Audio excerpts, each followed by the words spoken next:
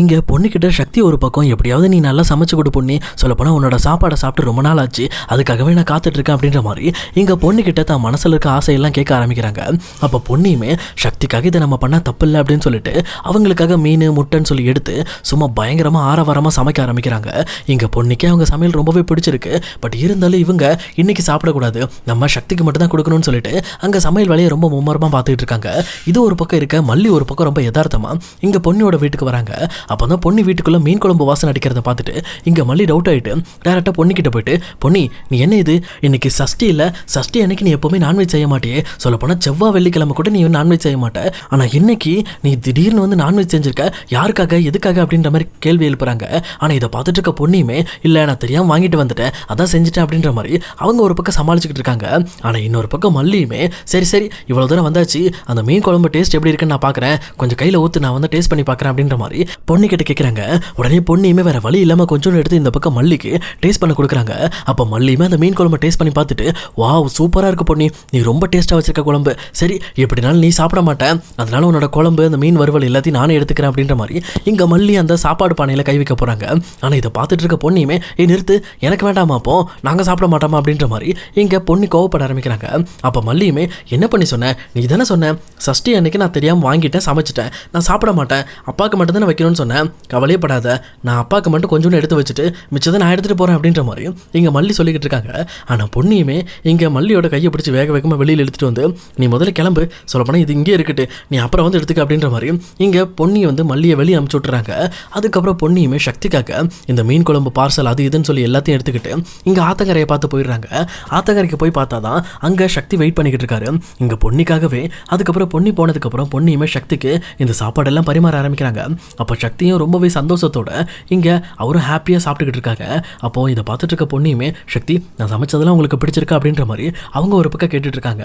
அப்போது சக்தியுமே தான் மனசில் இருக்க விஷயத்த ரொம்பவே ஓப்பனாக பேச ஆரம்பிக்கிறாங்க. பொன்னி ரொம்ப நாள் கழிச்சு இன்றைக்கி தான் நான் நல்ல சாப்பாடு சாப்பிட்றேன், அதுவும் உன் கையால் செஞ்ச சாப்பாடு, உன் சாப்பாடை சாப்பிட்றதுக்காக நான் தவமாக காத்துக்கிட்டு இருந்திருக்கேன், இப்போ தான் எனக்கு அது கிடச்சிருக்கு அப்படின்ற மாதிரி அவர் ரொம்பவே சந்தோஷப்பட்டு பேசிக்கிட்டு இருக்காங்க. இது ஒரு பக்கம் இருக்க, இன்னொரு சைடு இங்கே முத்தையாவும் தன்னோட வேலையை முடிச்சுட்டு அவர் ரிட்டர்ன் திரும்பி வீட்டுக்கு போயிட்டு இருக்காரு. ஆனால் வீட்டுக்கு போனதுக்கப்புறம் தான் தெரியுது வீட்டில் பொண்ணு இல்லைன்னு சொல்லிட்டு. இன்னொரு பக்கம் அங்கே பக்கத்தில் இருக்க மல்லிக்கிட்டையும் கேட்டால் மல்லியுமே வந்து ஆத்தங்கரைக்கு தான் பொண்ணி போனா, ஏதோ துணி துவைக்க போனான்னு நினைக்கிறேன் அப்படின்ற மாதிரி அந்த விஷயத்தை பற்றி இங்கே முத்தையாட்ட சொல்லிடுறாங்க. உடனே முத்தையாவும் சரி எதுக்கும் ஆத்தங்கரைக்கு போய் பொண்ணியை பார்ப்போம் சொல்லிட்டு அவர் ஒரு பக்கம் இங்க ஆத்தங்கரைக்கு கிளம்பி வந்துகிட்டு இருக்காங்க.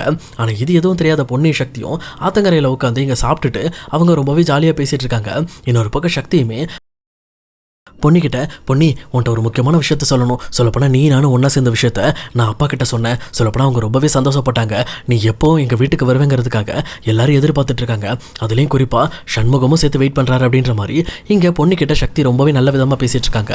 அப்போ இது கேட்ட பொண்ணியுமே என்னை மன்னிச்சிருங்க சக்தி, சொல்லப்போனால் என்னால் தானே நீங்கள் உங்கள் குடும்பத்தை பிரிஞ்சு வந்து இப்படி கஷ்டப்பட்டுட்டு இருக்கீங்க, என்னை மன்னிச்சிருங்க அப்படின்ற மாதிரி பொன்னி மறுபடியும் மன்னிப்பு கேட்குறாங்க.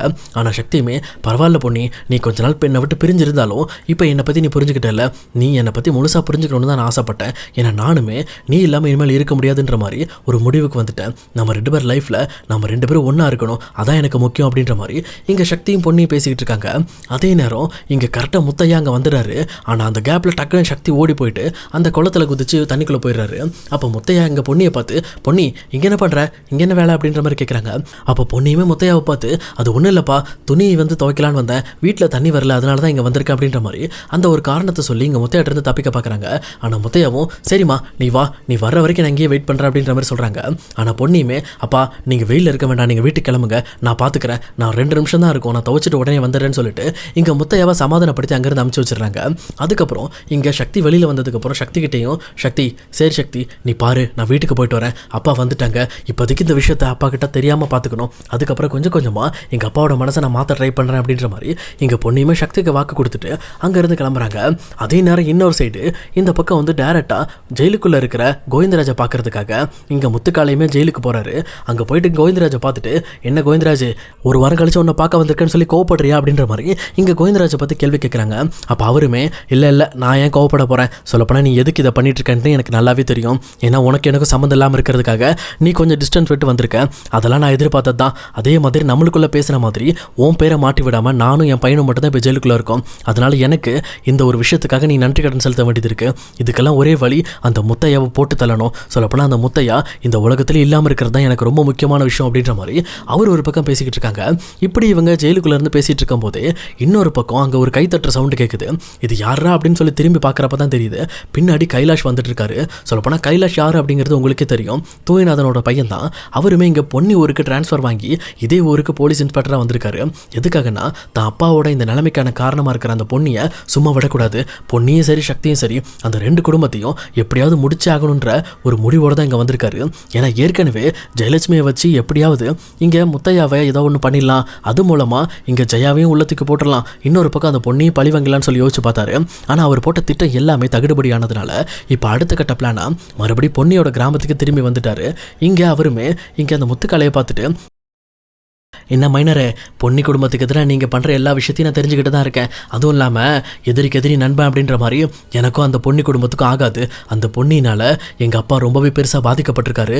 அதுலேயும் குறிப்பாக அந்த பொன்னி கூட ஒரு பையன் சுற்றுறான்ல அந்த சக்தி, அவன் குடும்பத்தை பழி வாங்குறதும் என்னோட வேலை தான். அதனால தான் உங்களுக்கு இனிமேல் இந்த ஊரில் இருந்து ஹெல்ப் பண்ணுறதுக்காக நான் இந்த ஊருக்கு ட்ரான்ஸ்ஃபர் வாங்கி வந்திருக்கேன். நீங்கள் இந்த ஊரில் பெரிய மனுஷங்கன்னு கேள்விப்பட்டேன். அதனால் எப்படியாவது அந்த பொன்னி குடும்பத்தையும் இன்னொரு பக்கம் அந்த சக்தியோட குடும்பத்தையும் நம்ம பழி வாங்கணும். அதுலேயும் குறிப்பாக அணுவா சித்திரவதை பண்ணணும் அப்படின்ற மாதிரி இவங்களுக்குள்ள பேசிக்கிட்டு இருக்காங்க. ஆனால் இதையெல்லாம் கேட்ட உடனே இந்த பக்கம் வந்து கோவிந்தராஜுக்கு செம ஹாப்பி. அப்போ சரி, நம்ம பக்கம் ஒரு கவர்மெண்ட் அதிகாரி இருக்கான், இதுக்கு மேலே இவனை வச்சு அந்த முத்தையாவை நான் பழி வாங்கிடுவேன். அது இல்லாமல் பொன்னியை நீ என்ன வேணாலும் பண்ணிக்க, அது எனக்கு தேவையில்ல முத்துக்கால. ஆனால் அந்த முத்தையா நிம்மதியாக இருக்கக்கூடாதுன்னு சொல்லி இவங்க ரெண்டு பேரும் முத்தையா குடும்பத்தை ஃபோக்கஸ் பண்ணுறாங்க. ஆனால் இன்னொரு பக்கம் இங்கே கைலாஷ்மே எப்படியாவது சக்தியோட குடும்பத்தை அழிக்கணுங்கிறதுக்காக அடுத்த கட்ட பிளானா இவங்க கிட்ட ஒரு பிளானை சொல்லிக்கிட்டு இருக்காங்க. சொல்லப்போனால் வேற ஒன்றும் கிடையாது, சக்தியோட குடும்பத்தையும் இந்த ஊருக்கு கொண்டு வர பிளான் தான். அந்த குடும்பமும் இந்த ஊருக்கு வந்துருச்சுன்னா ஆட்டோமேட்டிக்காக குழப்பத்திலே நம்ம எல்லா விஷயத்தையும் பண்ணி முடிச்சிடலாம். ஏன்னா ஏற்கனவே சக்தியோட குடும்பத்துக்கும் முத்தையாக்கும் ஆகாது அப்படின்ற விஷயத்தை பற்றி இங்கே ரொம்பவே டீட்டெயில்டாக முத்துக்காலக்கிட்டையும் இன்னொரு பக்கம் இங்கே அந்த ஜெயிலுக்குள்ளே இருக்க கோவிந்தராஜுக்கிட்டையும் எடுத்து சொல்கிறாங்க. இது கேட்டு அவங்களும் இங்கே கைலாஷ் சொல்கிற விஷயம் ரொம்பவே தெளிவாக இருக்குது. அப்போனா இந்த கைலாஷ் சொல்கிற மாதிரி குட்டையை குழப்பினா தான் நம்ம மீனை பிடிக்க முடியும். ஏன்னா நம்ம ரொம்ப தெளிவாக இருக்க தண்ணியில் அவ்வளோ ஈஸியாக மீன் பிடிக்க முடியாது அப்படின்னு சொல்லிட்டு அவங்களுமே எப்படியாவது பொன்னியும் சக்தியும் பழி வாங்குறதுக்கு இந்த சான்ஸை நம்ம பயன்படுத்திக்கணும்ட்டு இங்கே முத்துக்கால மூலமாக ஒரு பிளான் பண்ணுறாங்க. அதாவது இன்னும் ஒரு வாரத்தில் வரப்போகிற கோயில் பண்டிகைக்காக இங்கே கோயில் திருவிழாவில் பாடுறதுக்கு ஜெயலட்சுமி சந்திரசேகரை புக் பண்ணணும். அதுவும் நீங்கள் போய் பண்ணக்கூடாது, வேற யாராவது ஒருத்தரை வச்சு புக் பண்ணணும். அப்படி பண்ணி அவங்கள இதே ஊருக்கு வர வைக்கணும். இங்கே வர வச்சு ஒரு வாரம் அவங்கள தங்க வைக்கணும். அதுக்கப்புறம் இந்த ஊரில் வச்சு அந்த ரெண்டு குடும்பத்தையும் தடம் தெரியாமல் அழிக்கணும் அப்படின்ற மாதிரி இங்கே முத்துக்காலிட்ட கைலாஷ்மே பக்காவான பிளானை போட்டு கொடுத்துட்ருக்காரு. இதை கேட்டுட்டு இருக்க முத்துக்காலையுமே, பரவாயில்லையா, நீ போலீஸ்காரங்கிறத நிரூபிச்சிட்டியே, உன் மைண்டு பயங்கரமான கிரிமினல் மைண்டு போ. சொல்லப்போனால் நான் என்னமோ அந்த முத்தையா குடும்பத்தை மட்டும் முடிச்சா போதும்னு நினச்சிட்டு இருந்தேன். ஆனால் நீ சொன்னதுக்கப்புறம் தான் யோசிக்கிறேன், என் மேலே கை வச்ச அந்த சக்தியோட குடும்பமும் இருக்கக்கூடாது, அந்த குடும்பத்தையும் சேர்த்து முடிக்க வேண்டியது நம்மளோட கடமை. சரி விடு, நான் வேலையாக நீ சொன்ன பிளானெல்லாம் போய் பண்ணிட்டு வரேன். ஏன்னா அப்போ தான் நம்ம பிளானை இப்போவே ஸ்டார்ட் பண்ண முடியும்னு சொல்லிட்டு இங்கே உடனே முத்துக்கால தனக்கு தெரிஞ்ச ஆட்கள் மூலமாக இங்கே திருச்சிக்கு அனுப்பி அங்கே திருச்சியில் இருக்கிற ஜெயலட்சுமி சந்திரசேகர்கிட்ட ஒரு கல்யாணத்தில் இந்த மாதிரி நீங்கள் பக்தி பாடல் பாட வேண்டியது இருக்குது, அதனால் நீங்கள் கண்டிப்பாக வந்தே ஆகணும் அப்படின்ற மாதிரி அவங்க அட்வான்ஸை கொடுத்து புக் பண்ணுறாங்க. அவங்களும் எந்த ஊருன்னு கூட கேட்காம அட்வான்ஸை வாங்கிட்டு ஓகேன்னு சொல்லிடுறாங்க. ஆனால் இதில் இன்னொரு முக்கியமான விஷயம் இருக்குது. இப்போ இந்த ஊருக்கு ஏற்கனவே ஜெயலட்சுமி வரமாட்டாங்க. ஏன்னா ஏற்கனவே பொன்னியோட அம்மாவுக்கும் ஜெயலட்சுமிக்கும் இதே இடத்துல தான் பிரச்சனை நடந்துச்சு. அதனால பொன்னியோட அம்மாவோட உயிருமே போச்சு. இப்போ இப்படிப்பட்ட ஒரு பிரச்சனை நடந்த இடத்துக்கு மறுபடியும் ஜெயா வருவாங்களா? சப்போஸ் அப்படி வந்தாலும் இங்கே அவங்க சரியாக இருக்க முடியுமா, இல்லை மறுபடியுமே வந்து பிரச்சனை பெருசாகுமா அப்படிங்கிறத இனி வரப்போகிற எபிசோடில் நம்ம கண்டிப்பாக பார்க்கலாம் காய்ஸ்.